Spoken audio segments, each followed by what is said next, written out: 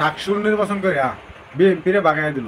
এই বিলটা সারা বাংলাদেশের সিট কি জামাতে লয়ে গেল? কখনোই না। বাংলাদেশের ইতিহাসে প্রথম ডাকসু নির্বাচিত হলো শিবির। সাদিক কায়েম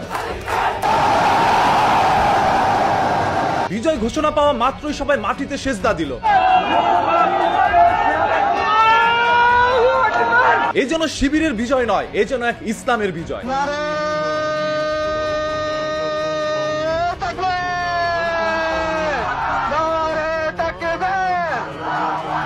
আইন শৃঙ্খলা বাহিনী বলেছে এই নির্বাচনটি যেরকম সুষ্ঠু হয়েছে সেরকম ভাবে জাতীয় নির্বাচনও সুষ্ঠুই হবে। খুশি জাতীয় নির্বাচনে এরকম হবে, সবাই vote.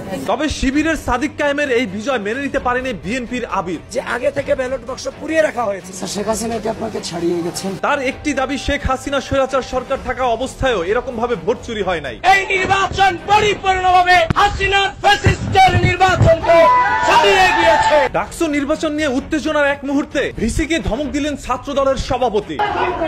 This is a civil dialogue.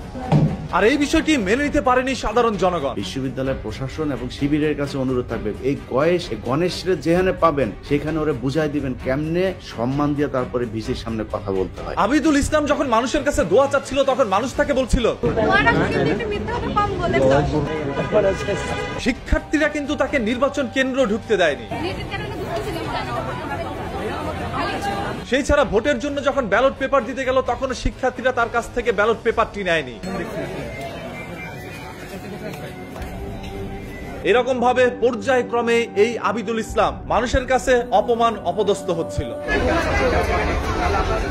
54 বছর কেটে গিয়েছে। এই 54 বছরে ঢাকা বিশ্ববিদ্যালয়ের মধ্যে কখনোই শিবিরের কোনো কর্মসূচি তারা করতে দেয়নি। স্বাধীনতা যুদ্ধ হয়েছে 54 বছর আগে, অথচ এই শিবিরকে গেল 54 বছরে। আপনি চিন্তা করতে পারেন একটা বিশ্ববিদ্যালয়ে তাদের কোনো সংগঠন করতে দেয়নি, কোনো কর্মসূচি করতে দেয়নি। কারণ কি? ঢাকা বিশ্ববিদ্যালয়ের অনেকেরই দাবি শিবির কোনোদিন এখানে ভিপি হতে পারবে না। ভাই, ঢাকা বিশ্ববিদ্যালয়ের মাটিতে ছাত্র শিবির অলরেডি জানে যে তার পায়ের নিচে মাটি নাই। ঢাকা বিশ্ববিদ্যালয়ের মাটিতে তার রাজনীতি করার অধিকার নাই। সে এখানে অবাঞ্ছিত, সে এখানে ব্রাত্য, সে এখানে অনাহুত, এটা ভালো করেই জানে। তবে আজ সবার চিন্তা ধারণা পাল্টে দিয়ে শিবির হয়ে গেল ঢাকা বিশ্ববিদ্যালয়ের ভিপি।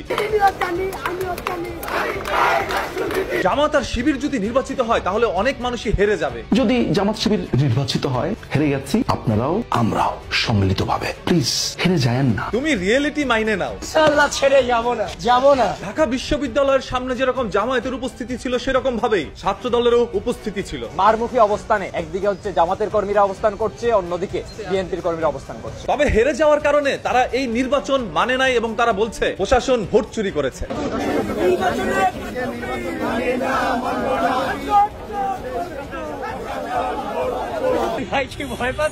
আসলে মনে হয় তারা ভয় পায়। যদি ভয় না পেত তাহলে এখনই সাবস্ক্রাইব বাটনে ক্লিক করে সাবস্ক্রাইবটা করে দিত। কারণ সত্যের সন্ধানে সর্বদা প্রস্তুত এই চ্যানেল। জামাত যদি বলে 71 যুদ্ধ ভারতের যুদ্ধ, তাহলে জামাত ভারতের দালাল। এই জামায়াত ইসলামকে রাজাকার আর দালাল বলতে বলতে আজ শিবিরের নেতা কিন্তু নির্বাচিত হয়েছে। সেরকম ভাবে জামাতও নির্বাচিত হয়ে যেতে পারে জাতীয় নির্বাচনে। আওয়ামী লীগ থাকা অবস্থায় বিএনপির পক্ষে সাধারণ জনগণ ছিল প্রায় 95%। তবে আওয়ামী লীগ সরকার পতনের পরে এখন আবার বিএনপির বিরুদ্ধে গিয়ে মানুষ কেন দাঁড়াচ্ছে? শুধুমাত্র তাদের কার্যক্রমের কারণে। বিএনপি হয়তোবা মানুষের মনে কিছুটা কষ্ট দিয়ে দিয়েছে, যার কারণে এখন মানুষ তাদের বিরুদ্ধে কথা বলছে। আমিও বিএনপি করি, কিন্তু বিএনপি করে ঠিক আছে, বিএনপিতে আমি ভোট দেব না, কেন আমি জামাত ইসলামকে ভোট দেব। সোশ্যাল মিডিয়া যেটাকে বলা হয় সামাজিক যোগাযোগ মাধ্যম, আপনারা হয়তো অনেকে এটাকে কেয়ারও করছেন না। চিন্তা করছেন সোশ্যাল মিডিয়ায় মানুষ যা খুশি তাই বলতে পারে। তবে আপনারা এটা জানেন না এই সোশ্যাল মিডিয়ায় একটা সরকারের পতন ঘটাইতে পারে। 1 বছর না কাটতেই যদি ইতিহাস ভুলে যান তাহলে কিভাবে নির্বাচনে নির্বাচিত হবে? যারা আমাদের সমালোচনা করে তারাও আমাদের অংশ, আবার যারা আমাদের প্রশংসা করে তারাও আমাদের অংশ। তো এই সমালোচনা আলোচনা এই সব মিলে আমাদেরকে চলতে হবে এবং এই সবাইকে নিয়ে আমরা চলতে চাই।